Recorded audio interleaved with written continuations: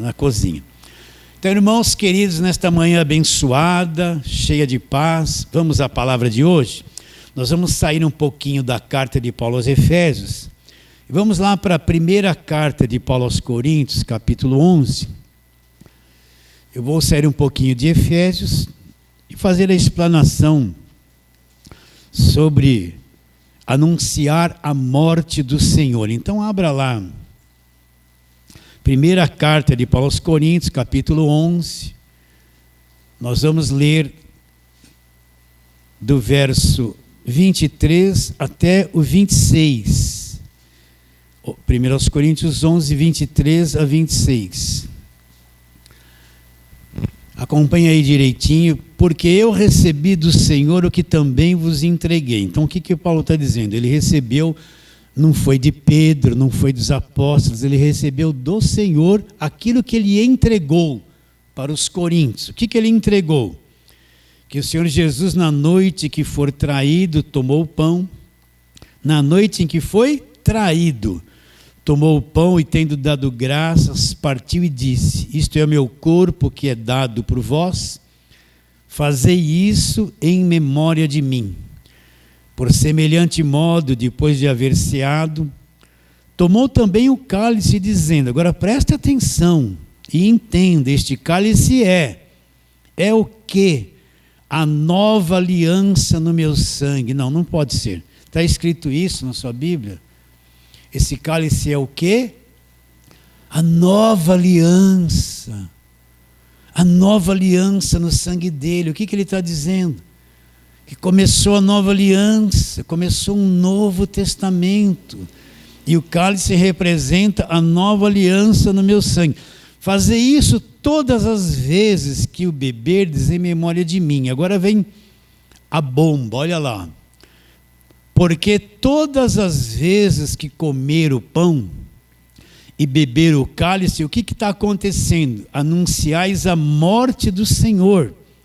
Até quando? Até que ele venha. Então, todas as vezes que você comer do pão e beber do cálice, o que está acontecendo?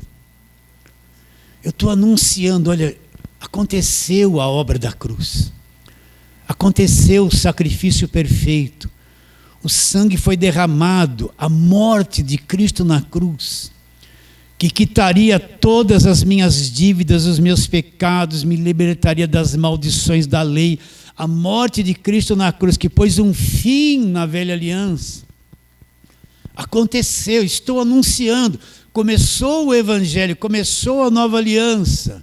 Começou um novo testamento no sangue dele. Se começou um novo é porque a velha aliança já acabou na cruz. Começou uma nova compreensão. Começou um novo esclarecimento, uma nova aliança no sangue dele. Mantenha isso na tua mente e vamos trabalhar na palavra de Deus. Agora nós vamos lá para Êxodo capítulo 12. Gênesis, Êxodo, o segundo livro da velha aliança. Vamos lá. Para mim ter bastante clareza. Êxodo capítulo 12. Nós vamos ler versos alternados, tá bom? Então, vamos ler verso 1, 2 e 3, depois vamos alternando. Disse o Senhor a Moisés e a Araão na terra do Egito: este mês vos será o principal dos meses, será o primeiro mês do ano. Falai a toda a congregação de Israel, dizendo, aos 10 deste mês, cada um tomará para si um cordeiro, segundo a casa dos pais, um cordeiro para cada família. 5. O cordeiro será sem defeito, macho de 1 ano. Olha lá, um cordeiro sem defeito, macho de 1 ano. Podereis tomar um cordeiro ou um cabrito. 7 e 8. Tomarão o sangue e o porão em ambas as obreiras na verga da porta, nas casas em que o comerem. Naquela noite comerão a carne assada no fogo, com pães asmos e ervas amargas. Presta atenção no verso 8. Como eles fariam?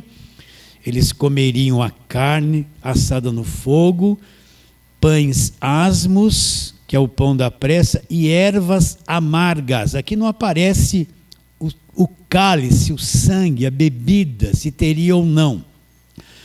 Verso 11: desta maneira comereis lombos cingidos, sandália nos pés, cajado na mão, como eis a pressa, é a Páscoa do Senhor. 13: o sangue vos será por sinal nas casas em que estiverdes. Quando eu vir o sangue, passarei por vós, e não haverá entre vós praga destruidora quando eu ferir a terra do Egito. 14: este dia, presta atenção, vos será por memorial, e celebrareis com solenidade ao Senhor nas vossas gerações, o celebrarei por estatuto perpétuo. Agora vamos dar um pulo, vamos lá para o 26.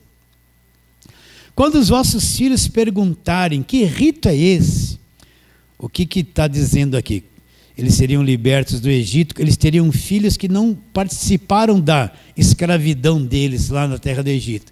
E eles participando da Páscoa, quando os filhos fossem perguntar, o que é isso? Que rito é esse? Eles iriam explicar o quê? Respondereis, é o sacrifício da Páscoa ao Senhor, que passou por cima das casas dos filhos de Israel, no Egito, quando feriu os egípcios, livrou as nossas casas. Então o povo se inclinou e adorou. Verso 40 agora.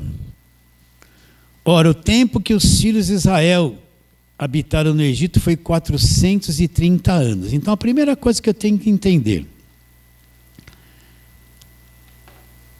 isso aqui é a Páscoa. Para quem é a Páscoa? A Páscoa é para você? Não. Páscoa é coisa dos judeus. Quem é que esteve preso lá no Egito por 430 anos? Não fomos nós. Foram eles. Então a Páscoa foi uma coisa restrita àquele povo que estava preso no Egito por 430 anos. Então, Páscoa não tem nada a ver com a igreja. Páscoa é coisa do povo judeu, não tem nada a ver comigo e com você. Nós não participamos de Páscoa. Se bem que a Páscoa agora foi introduzido um monte de coisa, tem coelho, tem ovos de chocolate, o coelho não bota ovos, e tem... A Páscoa hoje é uma coisa totalmente sem forma disso aqui que nós acabamos de ler. Está bem claro isso na sua mente? Agora, olha que coisa interessante. Eles estavam 430 anos escravizados. Aí Deus levantou Moisés. Esse episódio aqui não existe lei. A lei só vai aparecer no capítulo 20 de Êxodo. Daí para frente a lei vai ser dada para o povo cumprir. Então o povo era escravo há 430 anos. Deus levantou Moisés e mandou 9 pragas. E o faraó não queria libertar o povo. E Deus endureceu o coração de faraó.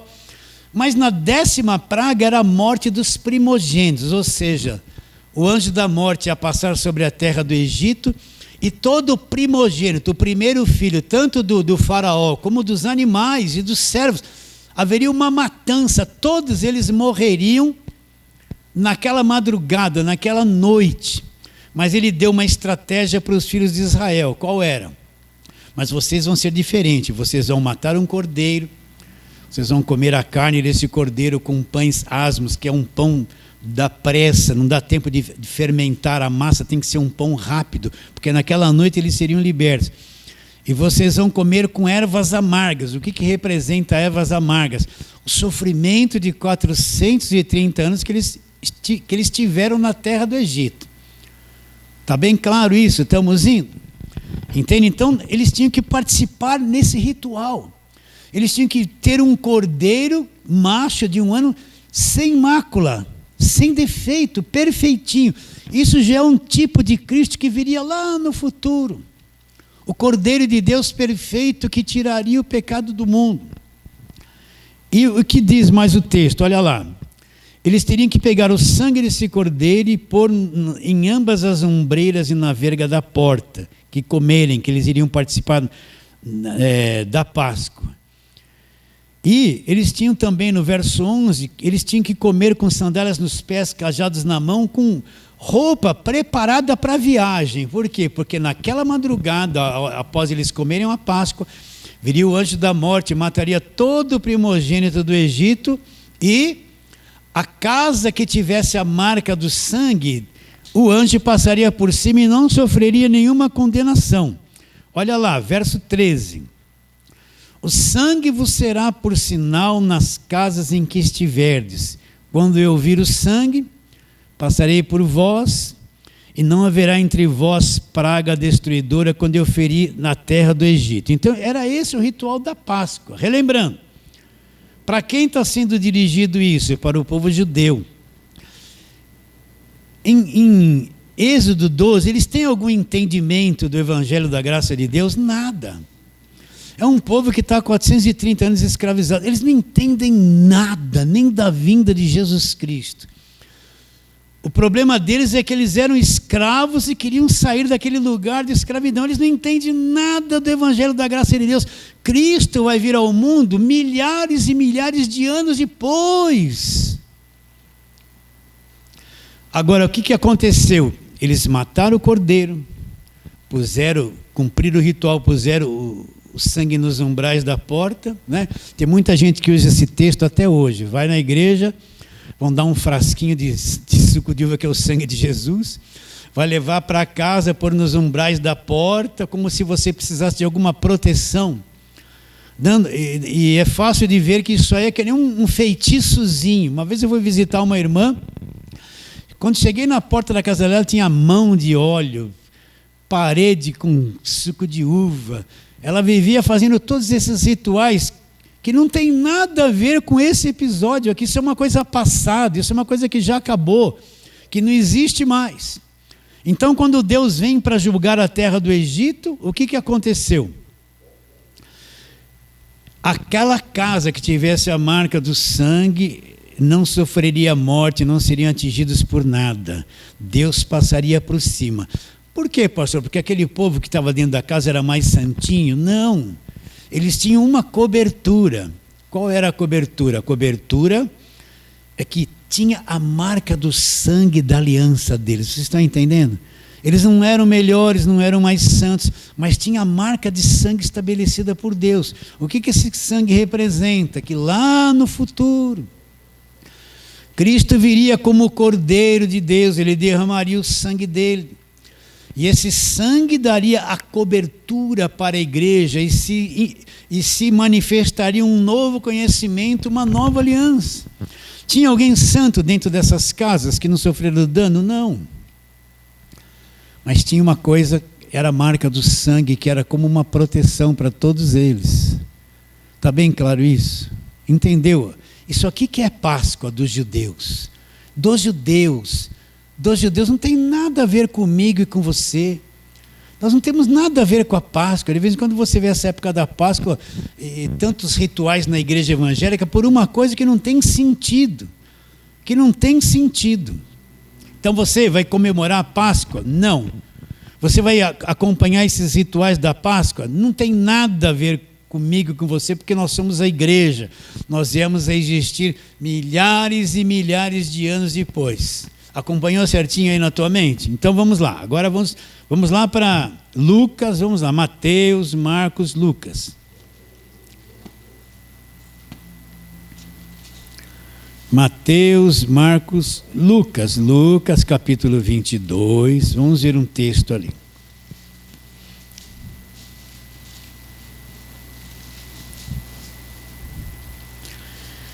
Vamos ler desde o verso 14. Lucas 22, 14 até o 20. 22, 14 a 20. E chegada a hora, pôs-se Jesus à mesa e com ele os apóstolos. Disse-lhes: tenho desejado ansiosamente comer convosco esta o quê? Esta Páscoa, antes do meu sofrimento. O que eles estavam participando? Do ritual dos judeus, da Páscoa. Jesus era um judeu.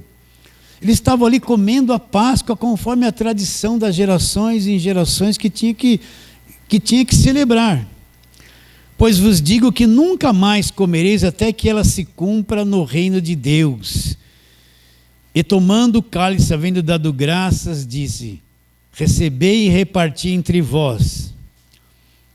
Pois vos digo que de agora em diante não beberei do fruto da vida até que venha o reino de Deus. E tomando um pão, tendo dado graças, partiu e lhes deu, dizendo: este é meu corpo oferecido por vós. Fazei isso em memória de mim.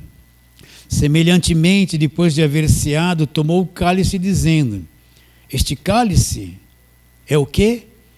É a nova aliança no meu sangue. É a nova aliança no meu sangue derramado em favor de todos. Repare bem, já não tem mais as ervas amargas e nem o cordeiro está presente. O que está presente aqui nesta última Páscoa celebrada pelo Senhor Jesus? Não está mais a carne.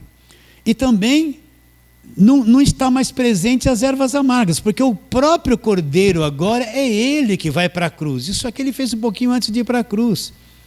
E por que não tem ervas amargas?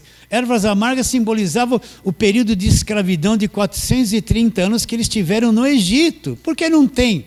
Porque Cristo levaria toda a nossa amargura na cruz, o nosso sofrimento, a nossa dívida, a nossa culpa, nos libertaria de todo o cativeiro. Então, dois elementos saem desse ritual. E é introduzido o cálice. Falou alguma coisa de cálice lá na Páscoa? Não, mas aqui Cristo introduziu o cálice e o pão. E ele disse o quê? Que este pão é o meu corpo que vai ser partido por vós. E este cálice é o quê? O cálice, a nova aliança no meu sangue. Ele está falando isso quando? Antes da cruz ou depois? Antes. Porque ele está a um passo de ir para a cruz e estabelecer a nova aliança. Então, isso aqui que nós lemos é a última Páscoa. É o último ritual. Quando Cristo vai para a cruz, acabou isso na cruz. Acabou aquele ritual da Páscoa. Acabou toda aquela mentalidade da velha aliança. Acabou, porque agora Cristo é o verdadeiro Cordeiro. Ele vai substituir a Páscoa. Por quê? Pela ceia. Vocês estão entendendo? Sim ou não? Vai substituir dois elementos, vão sair, um outro elemento vai ser acrescentado. Agora, daqui para frente, vai ser o sangue da nova aliança. Está bem claro isso na tua mente? Então, recapitulando, nós não temos nada a ver com a Páscoa. A igreja, eu repito muito para ficar na tua mente, a igreja não tem nada a ver com a Páscoa. Páscoa continua sendo coisa dos judeus. Páscoa, a verdadeira Páscoa é aquilo que nós lemos em Êxodo 12. Não tem ovos de Páscoa, não tem coelhinhos, não tem esse ritual todo. Não tem, eu não posso comer carne vermelha. Na própria Páscoa eles comeram a carne do cordeiro, não comeram? Por que você só pode comer carne branca? Vocês estão entendendo? Não tem nada a ver uma coisa com outra. Aquilo acabou, se encerrou na cruz. Daí para frente, o que vai acontecer? Aí que é instituído um novo conhecimento. A coisa é centralizada em Cristo na cruz, é centralizado no sacrifício dele, é centralizado no sangue dele que foi derramado. Se começa uma nova aliança e se começa a ceia do Senhor. Não é santa ceia. Esses dizeres que está aqui na Bíblia, santa ceia, não tem nada de santa, é só ceia do Senhor. São palavras acrescentadas e que cria até que nem uma idolatria pelo culto de ceia, porque a pessoa não vai na igreja o mês todo, mas no culto da santa ceia, vocês estão entendendo? Como se fosse aquela coisa, não tem nada de santa, é um ritual normal. E como eu já disse, se eu não participar, eu vou deixar de ser salvo, vou ser menos salvo? Não. Se eu participar, vou ser mais salvo? Também não. Porque a ceia não tem nada a ver com a salvação. Não existe ceia de conquista, ceia de prosperidade, ceia da volta por cima, ceia da cura. Inventaram um monte de nomes para ceia. Coisas que não existem, são acrescentados para o povo ficar iludido com uma mentalidade que não entende nem aquilo que está fazendo. Está claro isso na tua mente? Estamos indo? Então mudou a aliança. Acabou a Páscoa, é introduzida a ceia do Senhor. Aquele pão representa o corpo que foi partido por ele. E o sangue, aquele cálice representa o sangue que foi derramado na cruz. Só existe duas coisas, o pão e o cálice, que são sacramentos. O que é um sacramento? É a única coisa utilizada materialmente que representa alguma coisa espiritual. Então, o que é um sacramento? É um símbolo visível que representa uma realidade invisível. Só existe isso, que é a ceia. Então, esse pão representa, não se torna carne. Não é um pão ungido, consagrado. É uma representação daquele corpo do Senhor Jesus que foi partido. E o cálice não se torna uma coisa orada, ungida, poderosa. Representa o sangue que estabeleceu a nova aliança. É um sacramento, uma coisa visível. A única coisa da nova aliança que tem algo visível que representa uma coisa invisível, que é o quê? O pão e o cálice. Eles são milagrosos? Não. Eles vão fazer milagre? Não. Tudo que passar disso é enrolação, é uma coisa que não tem nada a ver com aquilo que é evangelho da graça de Deus. Está claro isso? Então, agora vamos lá para a primeira carta de Paulo aos Coríntios, né? Vamos lá. Onde nós começamos. No capítulo de número 11. É uma palavrinha bem curtinha, bem simples, para tirar algumas dúvidas que podem pairar na mente das pessoas. No capítulo 11, repare bem, vamos ler desde o verso 17 para você entender. Nisto, porém, que vos prescrevo, não vos louvo, porquanto vos ajuntais não para melhor, e sim para pior. Leia e entenda. Porque antes de tudo estou informado haver divisões entre vós quando vos reunis na igreja. E eu em parte eu creio. Porque até mesmo importa que haja partido entre vós, para que também os aprovados se tornem conhecidos em vosso meio. Quando, pois, vos reunis, olha lá, no mesmo lugar, não é a ceia do Senhor que comeis. Por que, Paulo, você está dizendo isso? Presta atenção. Paulo está dizendo que eles se reuniam não para melhor, mas para pior. Por que Paulo está dizendo isso? Porque eles estavam cheios de divisões um contra os outros, né? E no verso 20, quando, pois, vos reunis no mesmo lugar, não é a ceia do Senhor que comeis. Por quê? Porque ao comerdes, cada um toma antecipadamente a sua própria ceia, e há quem tenha fome, ao passo que também há quem se embriague. Para aí, o que eles faziam na ceia do Senhor? Eles faziam como se fosse um almoço, levavam outras comidas, e no meio daquele almoço, eles iam cumprir a ceia. Então, eu lembro uma vez que nós fizemos ali em Mariporã, fomos fazer um churrasco lá, uma confraternização, e tinha um irmão que estava com fome, só que o churrasco não saía rápido, né? E ele via lá a carne, chegou para mim, pastor, eu estou com a maior fome. Eu falei, a carne já está quase ficando pronta. Espera aí que o arroz vai sair, a maionese. Isso. Não, pastor, eu só quero carne. Eu falei, meu irmão, não dá para começar só você comer carne antecipadamente, sem as demais coisas e sozinho, né? Ele estava com, acho que ele falou assim, bom, vai ser um churrasco, eu não vou comer nada de manhã, que eu vou chegar lá, vou detonar, já que eu dei uma parcela do pagamento, né? Ficou bravo comigo, falei, não, tem que ter paciência. Então foi o que aconteceu. O que acontecia? Que eles faziam um tipo de almoço no meio. Eles faziam uma confraternização, ou seja, eles participavam da ceia. Então, cada um estava com fome e começava a pegar antecipadamente a sua própria comida. Então Paulo está dizendo, isso que vocês estão fazendo não é a ceia do Senhor. Vocês estão se reunindo para uma coisa errada, para uma coisa má. Olha lá, verso 21, porque ao comerdes, cada um toma antecipada a sua própria ceia, há quem tenha fome, ao passo que há também quem se embriague. E o que eles faziam mais? Algumas pessoas mais simples que chegavam depois já não tinham mais nem o que comer. E outros enchiam a cara de vinho, né?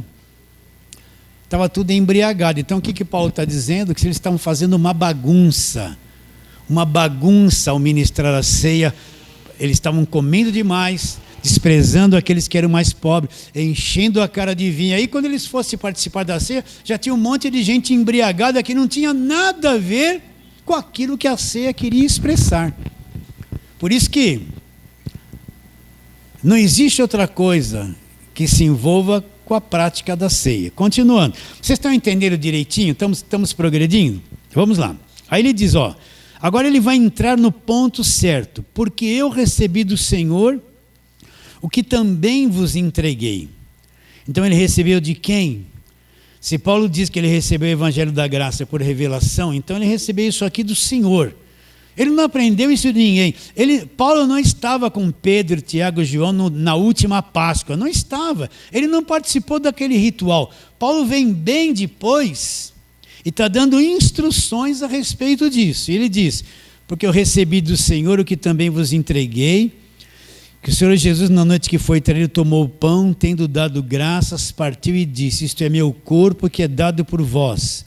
Fazei isso em memória de mim. O que é trazer a memória? É lembrar, é não esquecer, é ter sempre em mente a pessoa de Jesus Cristo. Ele continua, por semelhante modo, depois de haver ceado, tomando também o cálice, dizendo, agora abra os olhos do seu coração, do entendimento. Este cálice é o quê? A nova aliança no meu sangue. É o quê? A nova aliança no meu sangue. Então vamos recapitular. O Velho Testamento é a história do povo judeu. Você pode me dar 10 aulas melhor do que eu, de tanto que você já ouviu isso. O que é Velho Testamento? História do povo judeu. Quem tinha aliança com o povo judeu? Deus tinha aquela aliança com eles. Os demais povos tinham aliança como judeus com Deus? Não. Velho Testamento, as festas, os rituais, os sacerdotes, o templo, tudo aquilo era judaísmo, não é evangelho. A maior parte daquele povo que viveu no Velho Testamento não compreendeu o que Paulo veio ensinar, não compreendeu a nova aliança, não entendeu muitas coisas que nós entendemos hoje, porque Cristo viria milhares de anos depois da vida deles aqui na terra. Eles viviam debaixo de lei.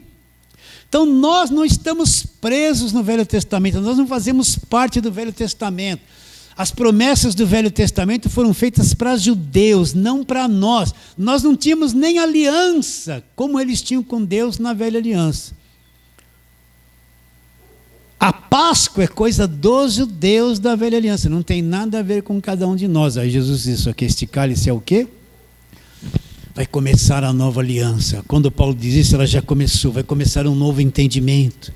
O Evangelho vai ser revelado, vem uma nova compreensão.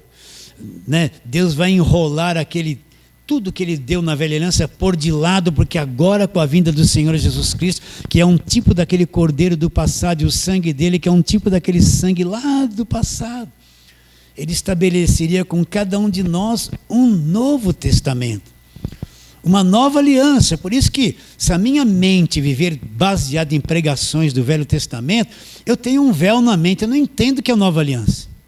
Não é? De onde vêm as maiores falsas doutrinas? Do Velho Testamento. De onde vêm as campanhas voto, sacrifício, e sobe monte, desce monte, e é guerra e batalha, essa coisa, tudo da velha aliança, porque quando você vai para as cartas de Paulo, não existe mais esse tipo de coisa. As cartas de Paulo é a revelação daquilo que é o Evangelho da graça de Deus. Então a igreja não existia no Velho Testamento, o que existia era judaísmo.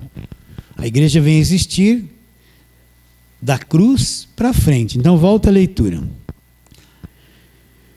Verso 25.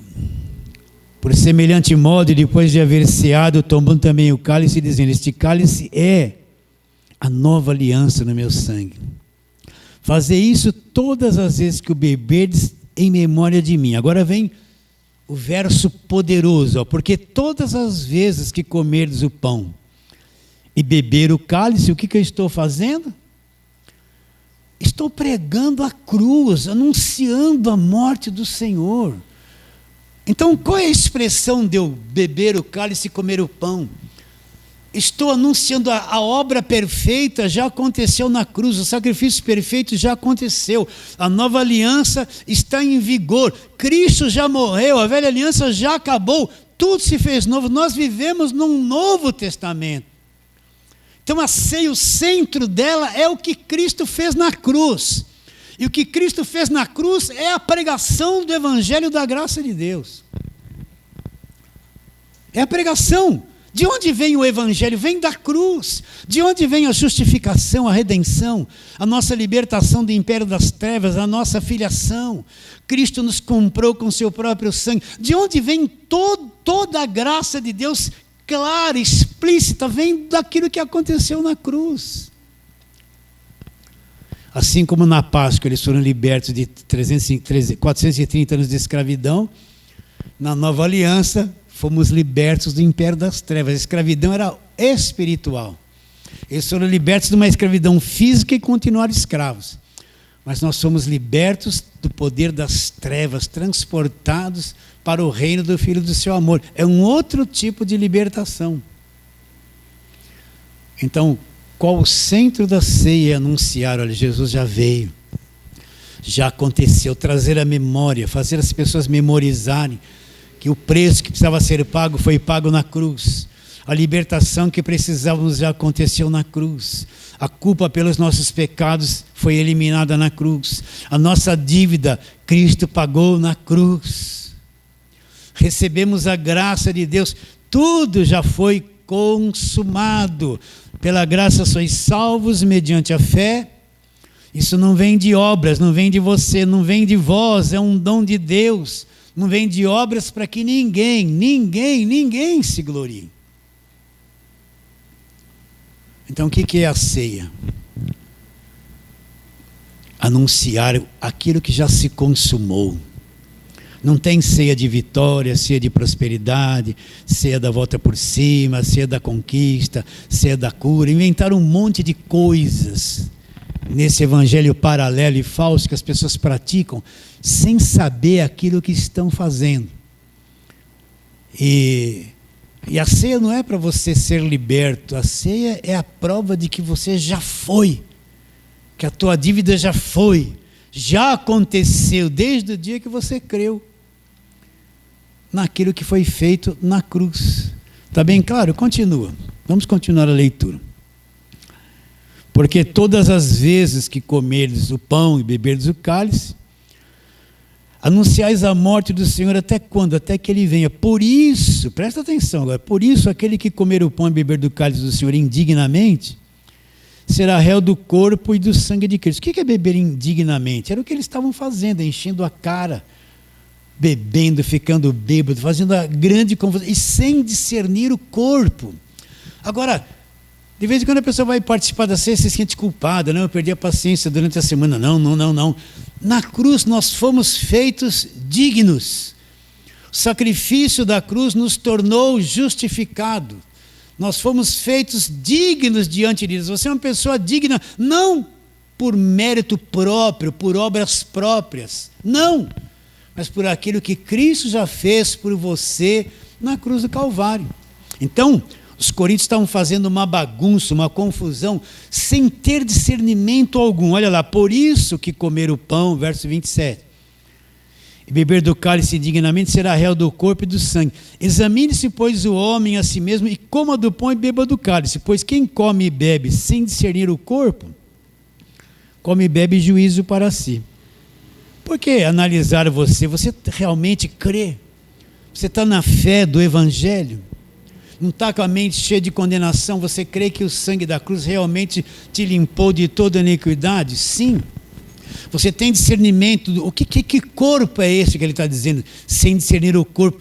A pessoa não sabe que a igreja é um corpo, que nós fazemos parte um do outro. A igreja não é um monte de gente individual que só pensa em si, só busca o seu interesse, só participa da igreja se a igreja fizer aquilo que lhe convém. Na igreja nós somos um corpo ligado um ao outro. Nós não somos mais aquela pessoa individual, marrenta, que só vive para si, só pensa em si, só busca na igreja o que interessa para si e nada mais. Não tem discernimento do corpo. Nós somos um corpo.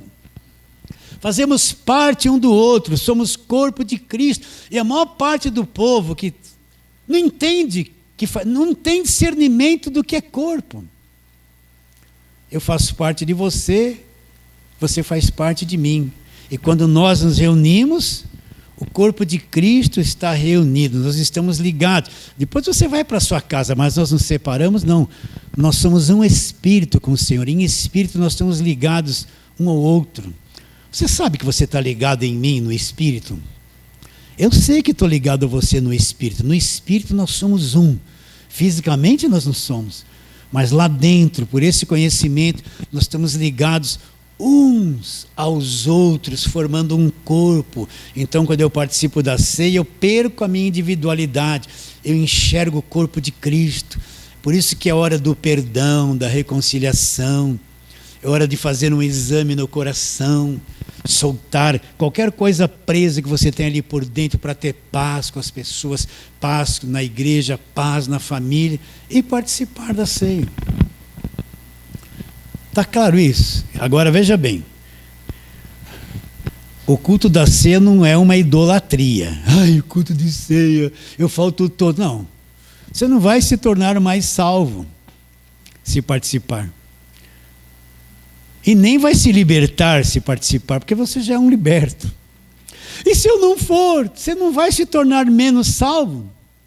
E nem vai ficar amarrado com nada, porque você já é um liberto. A ceia não faz parte de salvação, não faz parte de libertação. A ceia faz parte do conhecimento da morte de Cristo na cruz. Anunciar o que já foi feito, a obra consumada daquilo que já foi feito na cruz do Calvário. Entendeu isso certinho? Recebe a palavra de hoje? Então tá bom. Fala assim, amém.